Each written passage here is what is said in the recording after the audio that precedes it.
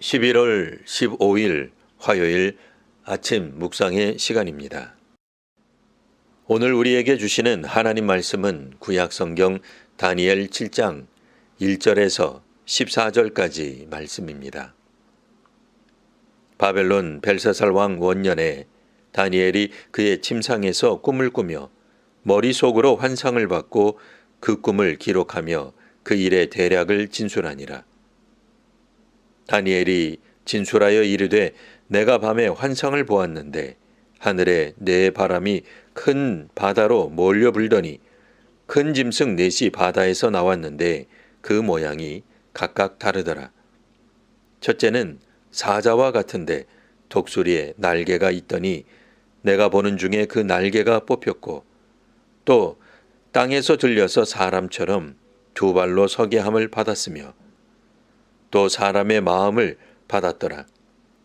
또 보니 다른 짐승 곧 둘째는 곰과 같은데 그것이 몸 한쪽을 들었고 그 입에 이사이에는 새 갈빗대가 물렸는데 그것에게 말하는 자들이 있어 이르기를 일어나서 많은 고기를 먹으라 하였더라.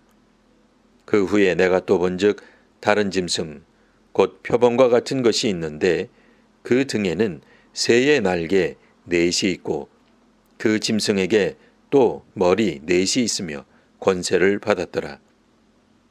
내가 밤 환상 가운데 그 다음에 본 넷째 짐승은 무섭고 놀라우며 또 매우 강하며 또 쇠로 된 큰 이가 있어서 먹고 부서뜨리고 그 나머지를 발로 밟았으며 이 짐승은 전에 모든 짐승과 다르고 또 10뿔이 있더라. 내가 그 뿔을 유심히 보는 중에 다른 작은 뿔이 그 사이에서 나더니 첫 번째 뿔 중에 셋이 그 앞에서 뿌리까지 뽑혔으며 이 작은 뿔에는 사람의 눈 같은 눈들이 있고 또 입이 있어 큰 말을 하였더라.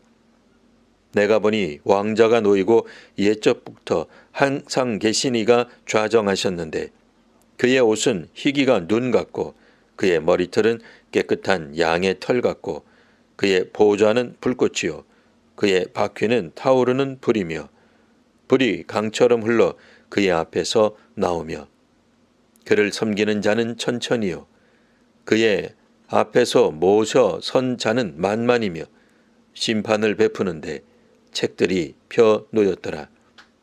그때 내가 작은 뿔이 말하는 큰 소리로 말미암아 주목하여 보는 사이에 짐승이 죽임을 당하고 그의 시체가 상한 바 되어 타오르는 불에 던져졌으며 그 남은 짐승들은 그의 권세를 빼앗겼으나 그 생명은 보존되어 정한 시기가 이르기를 기다리게 되었더라.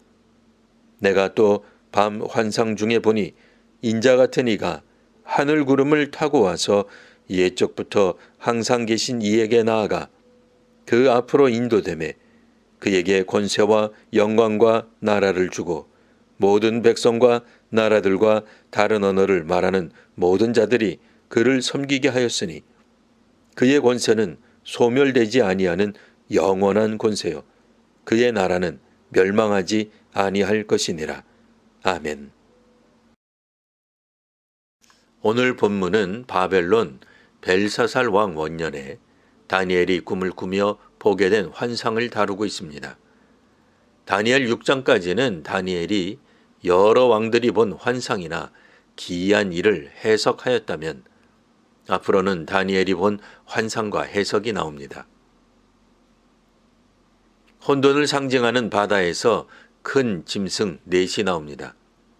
첫 번째 것은 들짐승 중 가장 힘센 사자와 날짐승 중 가장 센 독수리의 날개를 가졌습니다.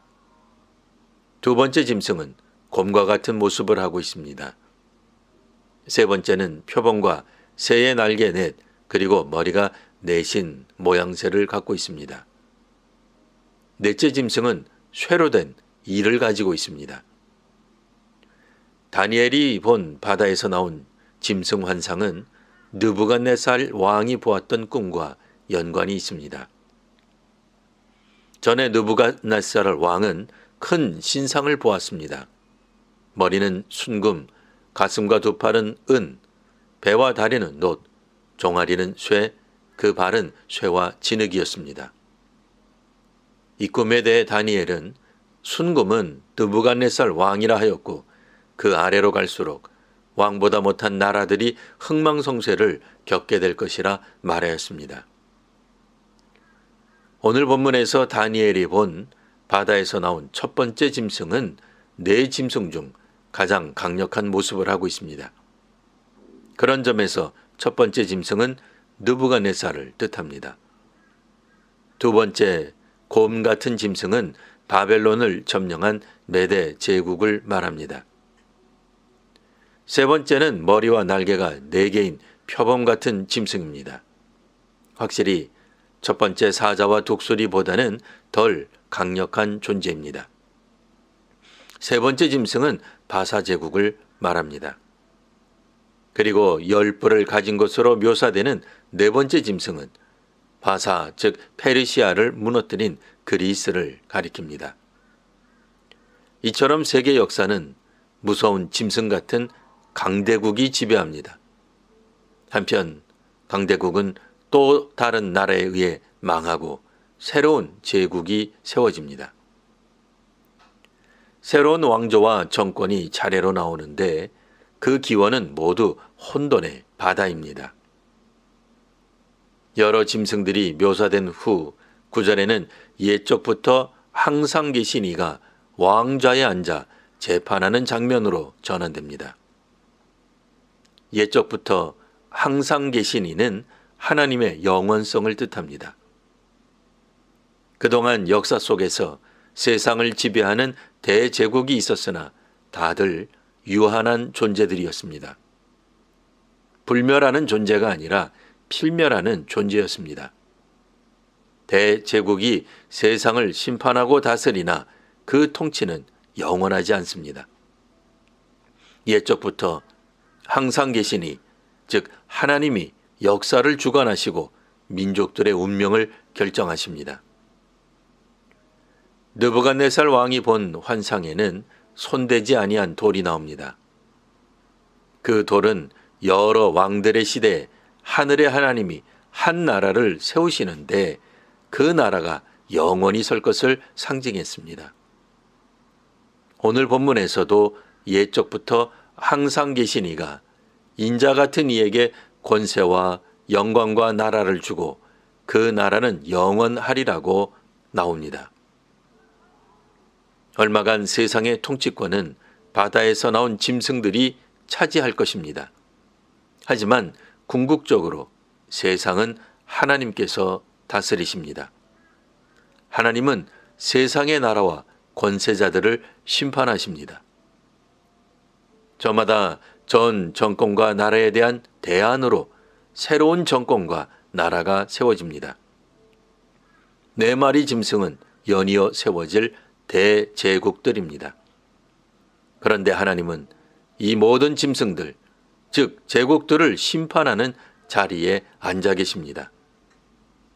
그런 점에서 우리 정권은 영원할 것이다. 우리 권력 조직은 완전히 정의롭다. 그러니 심판을 받을 것이 없다고 할 수 없습니다.